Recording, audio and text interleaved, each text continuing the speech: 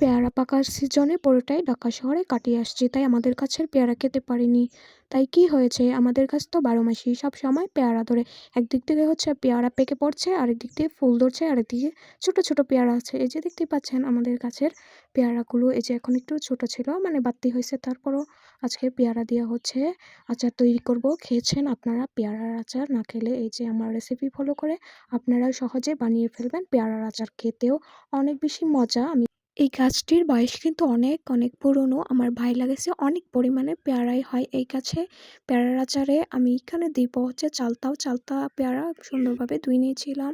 আর এদিকে পেয়ারা প্রথমে এভাবে কেটে নিয়েছিলাম, হয়নি, তারপর গ্রেটার মেশিন দিয়ে কেটে নিয়েছিলাম। চালতা কাটতে গিয়ে আমার হাতে লাগিয়ে দিয়েছি, হাত কেটে গেছে অনেকটা। 5 ফোড়ন, শুকনো মরিচ আস্তে আস্তে বেজে নিচ্ছিলাম, কোনো তেল দেইনি, তেল ছাড়া ভাজলে হচ্ছে মেথিটা ভালো হয়। এই যে মেশিন দিয়ে কেটে নিয়েছি, এইখানে আমি এই যে চালতা দিব বলছিলাম না, চালতা দিয়ে দিয়েছি। চালতা দিয়ে হচ্ছে একটু সিদ্ধ করে নিব হলুদের গুঁড়ি দিয়ে। আর এদিকে পাঁচফোড়নগুলো শিলপাটায় বেটে নিচ্ছিলাম। চালতা কাটতে গিয়ে আমার হাতে লাগিয়ে দিয়েছি, চালতা এত পরিমাণে পিচ্ছিল ছিল যে আমার হাতে লেগেছে দাঁড়টা। এই যে দেখতেই পাচ্ছেন আমার চাচাতো বোনকে কাজে লাগিয়ে দিয়েছি, মিঠাইয়ের উপর চড়ে বসে হচ্ছে ও মিঠাইগুলো করে দিচ্ছিল। আর এদিকে হচ্ছে চালতাগুলো সেদ্ধ হয়ে গেছে, এগুলো হচ্ছে আমি শিলপাটায় ভালোভাবে বেটে নিচ্ছিলাম। শিলপাটায় বেটে হচ্ছে আমি হাঁসগুলো ফেলে দিয়েছিলাম, এগুলো আমার একদমই পছন্দ না। আর এদিকে বসিয়ে দিয়েছিলাম আচার। এই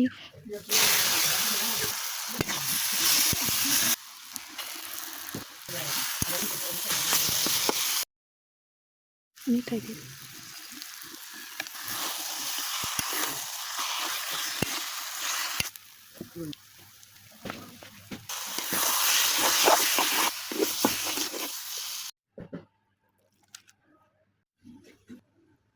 পেয়ারার এই আচারটি খেতে অনেক বেশি মজা হয়েছিল, দেখতে যেমন হয়েছে খেতেও আলহামদুলিল্লাহ অনেক বেশি মজা হয়েছিল। এই যে আমাদের বাড়ির বিচ্ছু বাহিনী সবাই বসে পড়েছে খাওয়ার জন্য, ওদের জন্য বানিয়েছিলাম আর আমরাও খেয়েছি সবাই মিলে, অনেক মজা হয়েছে। দেখতেই পাচ্ছেন ওরা বলছিল, ওদেরকে আমি জিজ্ঞাসা করেছিলাম যে এত অল্প অল্প করে খাচ্ছ কেন, ওরা বলতেছে এত মজা হয়েছে যে শেষ হয়ে যায় যদি, মজার জিনিস তাড়াতাড়ি শেষ করতে চাচ্ছে না, সেজন্য হচ্ছে ওরা অল্প অল্প করে খাচ্ছে।